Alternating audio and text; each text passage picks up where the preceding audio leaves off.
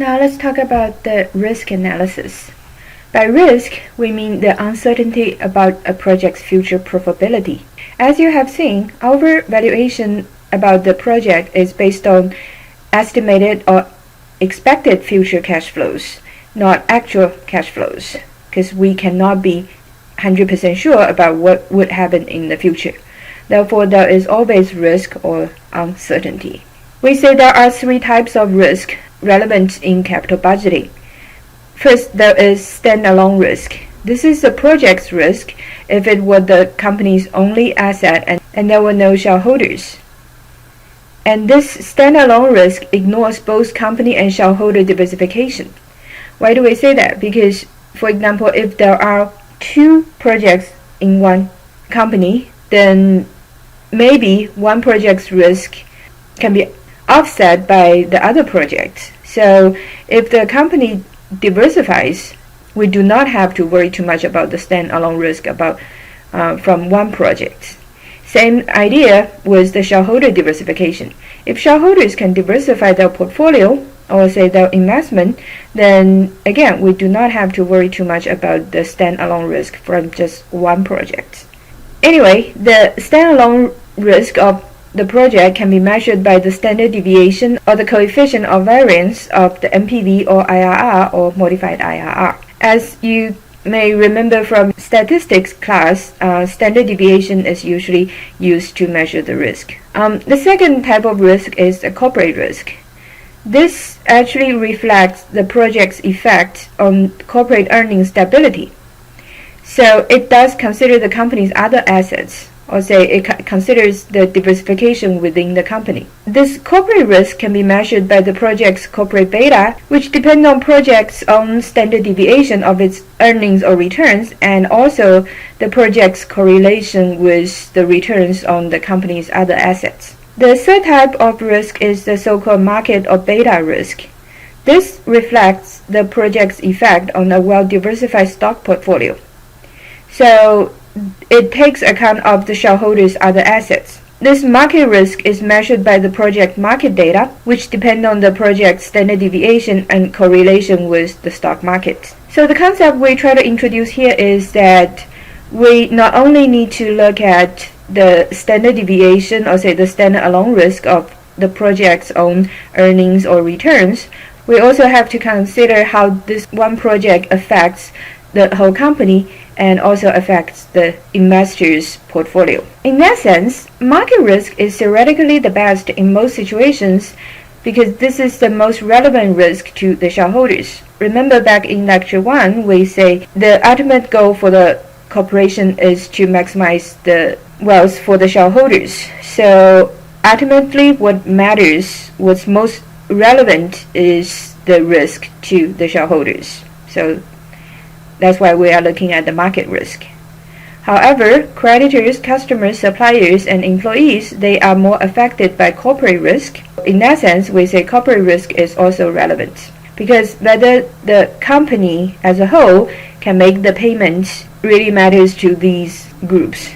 So in that sense, we say corporate risk is also relevant. And of course, standalone risk is the easiest to measure and is more intuitive because when we think about risk from a project, we tend to think about the standard deviation of the return from that project itself. Within a company, core projects, usually they are highly correlated with other assets. So the standalone risk from one project generally reflects the corporate risk. And also, if the project is highly correlated with the economy, then the standalone risk also reflects the market risk. Let's talk about the techniques used in risk analysis. Generally, we discuss sensitivity analysis, scenario analysis, and simulation analysis. For the sensitivity analysis, we can perform sensitivity analysis to examine how changes in one variable such as a unit sales affect NPV or IRR. In other words, sensitivity analysis answers what-if questions. For example, what if sales decline by 30%? Or what if the unit cost increased by 10%? This is actually about how sensitive is our NPV result to the change in our assumptions. In the sensitivity analysis, Each variable is fixed except one, so change this one variable, we can see the effect on the NPV or IRR for the project. Sensitivity analysis is a good way to help us evaluate the risk of the project and identifies the dangerous variables. The following table shows the NPV results under changes in certain key variables. For example, if unit sales go down by 15%, while other variables remain unchanged, the new NPV will be 52. If WACC increases by 30%, then the new NPV will be 65. The results are also captured in the graph on the next slide. So in this case, when you look at the blue line here, this is how the NPV changes with the change in unit sales. So if the unit sales was 30% lower, then the NPV will be lower, like in here. And this line is how NPV changes with the change of cost of capital. As you can imagine, higher cost of capital, lower NPV for the project. So if the cost of capital increased by 20%, then NPV will go down to this level. So we say steeper sensitivity lines show greater risk, or say higher sensitivity. This means a small change in this variable results in large decline in NPV. So from this graph, we can tell that unit sales line is steeper than salvage value or R, so for this project, we should worry most about accuracy of the sales forecast, because again, if the sales number changes, we will see a big change in our NPV result. We have to address the weakness of sensitivity analysis. Sensitivity analysis only answers the question of what if. So for example, what if the sales fall? But it does not say anything about the likelihood of change in a variable. So for example, what's the probability of the sales going down for the next year? The sensitivity analysis does not answer that question. So when we look at steep sale line, we know that NPV result is very sensitive to the sales figure, but this would not be a problem if sales would not fall. Sensitivity analysis also ignores relationship among variables. Remember, it always assumes that all variables remain constant or stay the same except just one. So for example, what if sales decline and the cost goes up, and these two occur together? Sensitivity analysis that we just introduced cannot answer that question. So then we talk about scenario analysis. With scenario analysis, we can examine possible outcomes under several possible situations, usually the worst case, most likely case, and the best case. For example, we may have the best scenario when we have high sales and high price. So that's when we have 1,600 units at $240 per unit. And we may have the worst scenario when we have the low sales and also low price per unit. And that's when we have 900 unit sales and only $160 price per unit. So if we use those numbers to run the cash flow analysis, we can find the results, and the results under different scenarios are summarized in the table below. So our base scenario, that's when we have an NPV of $88,000. That's what we explained in the previous slides. And we see that this base scenario has a 50% chance. And there is also a 25% chance for us to have a best scenario where we have the high sales and high price. If that really happens, then our NPV will be as high as $279,000. And of course, if we are not that lucky, we still have a 25% probability of having a worst case scenario where we have low price and low sales. When that happens, our NPV will go down to negative $49,000. We can calculate the expected value of the NPV under different scenarios.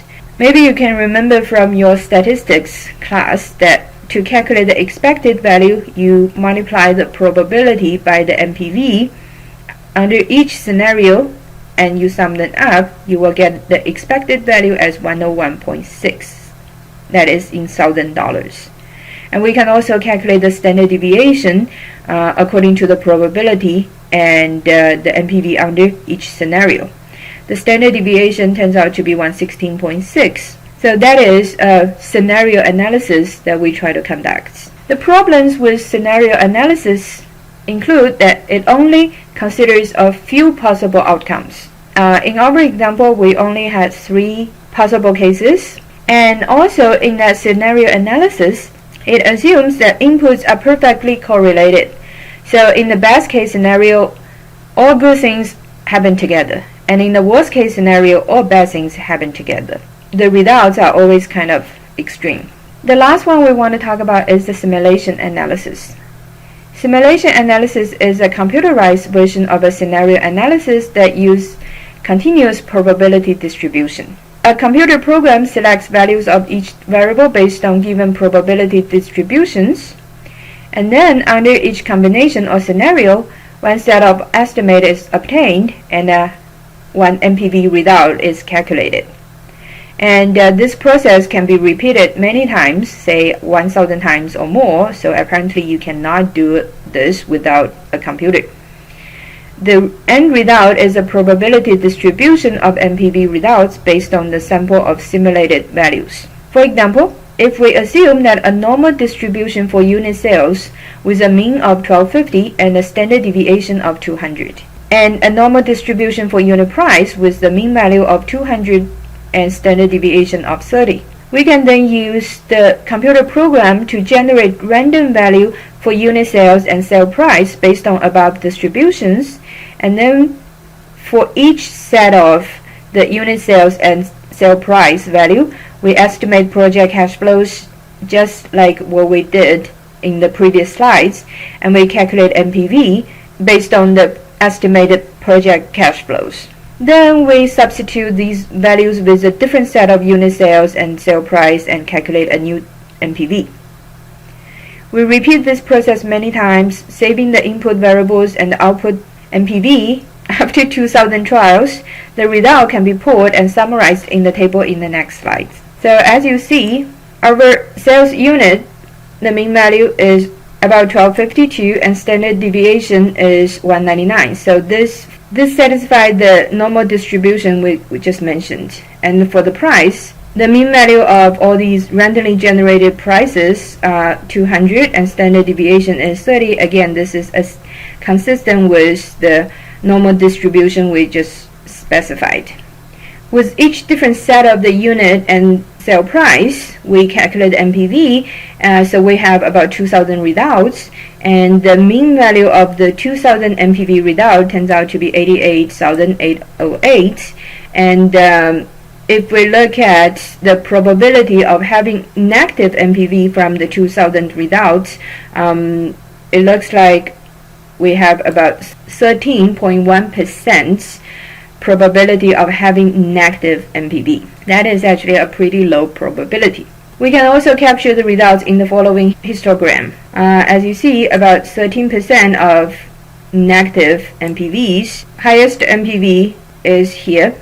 Lowest NPV is around here. And you can see the mean value of the NPV estimates. So the advantage of the simulation analysis that it reflects the probability distribution of each input, and it shows a range of NPVs, so we can calculate the expected value, the standard deviation, and the correlation or variance. If we pull all these results into a histogram, we can get a pretty intuitive graph of the risk situation. For example, what is the probability of having negative NPV from this project?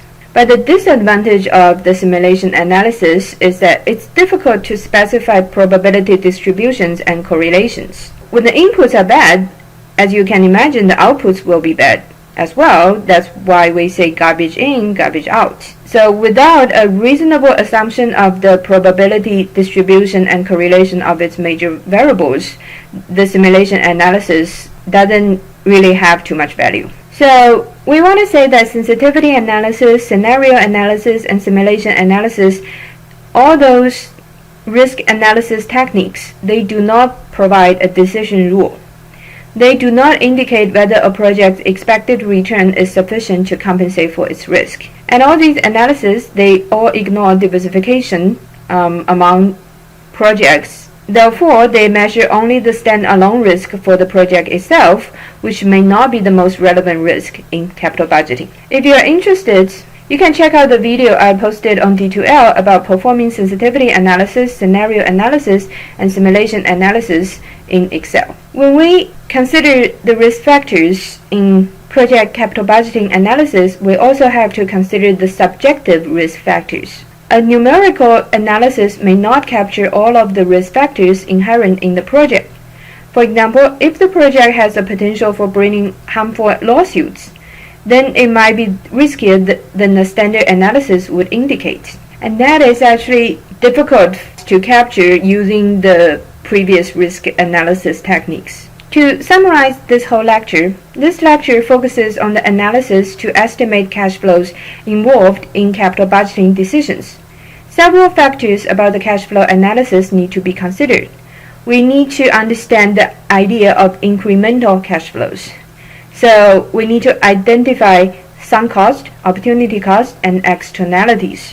When estimating cash flows, we should be able to identify long-term or say capital investment and short-term or say working capital investment. We should be able to compute the annual depreciation expense under the MACRS rules. And we need to consider the cash flow recovered at termination, which actually include two parts: the recovery of net operating working capital investment and the recovery of the salvage value when you sell the equipment. We also discussed that since there is always risk or uncertainty in the project cash flow analysis, we need to incorporate risk analysis.